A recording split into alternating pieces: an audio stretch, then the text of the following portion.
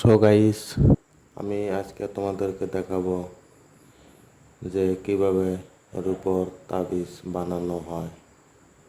তো দেখতে থাকুন পুরো ভিডিওটা, সব কিছু দেখতে পারবেন স্টেপ বাই স্টেপ কিভাবে একটা রূপোর তাবিজ কমপ্লিট করা হয়। তো চলুন বেশি দেরি না করে ভিডিওটা শুরু করি।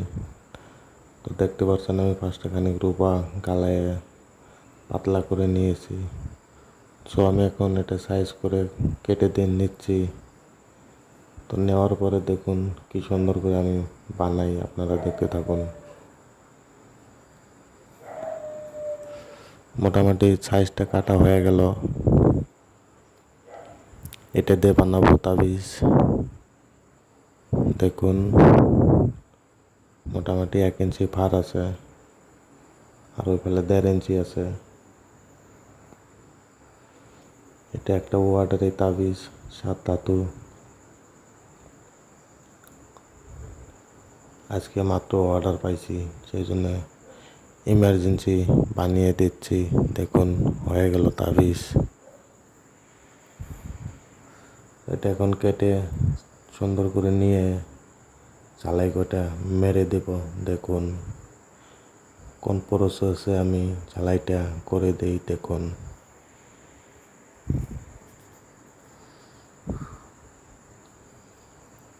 সো এটাকে আমি তুলার ভিতরে বসিয়ে নিব, যাতে এফালে ওফালে না যায়, তার জন্য বসিয়ে নিলাম।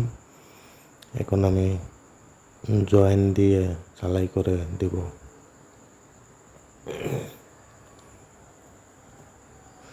এখন আমি আগুনের সাহায্যে হিট দিব। দেখুন কিভাবে দিচ্ছি। তো মোটামুটি আমার ঝালাই কমপ্লিট হয়ে গেছে। সো আমি এখন নিচে একটু ঝালাই দিয়ে নিব।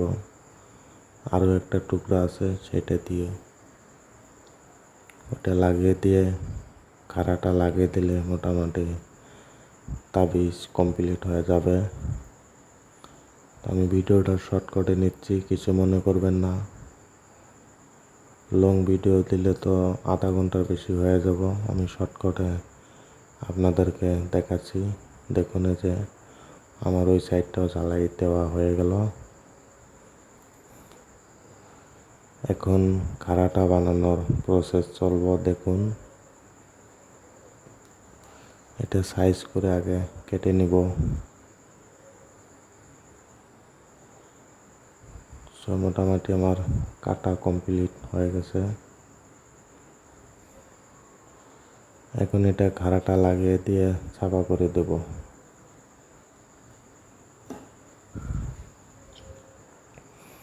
তো এটা খাড়াটা বানানো হলো, আমি এখন ঝালাইয়ের সাহায্যে লাগিয়ে দিব। দেখুন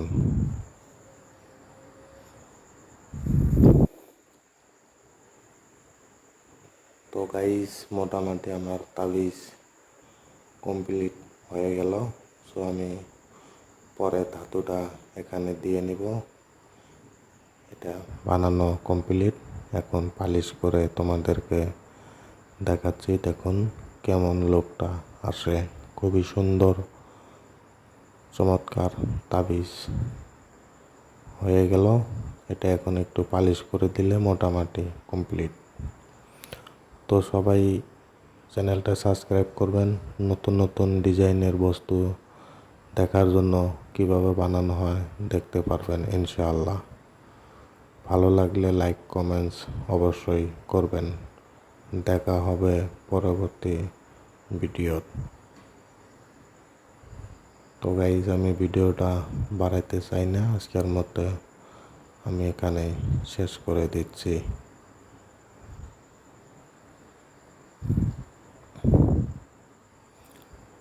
একদম চমৎকার তাবিজ, মাঝারি সাইজের খুব সুন্দর তাবিজ হয়েছে।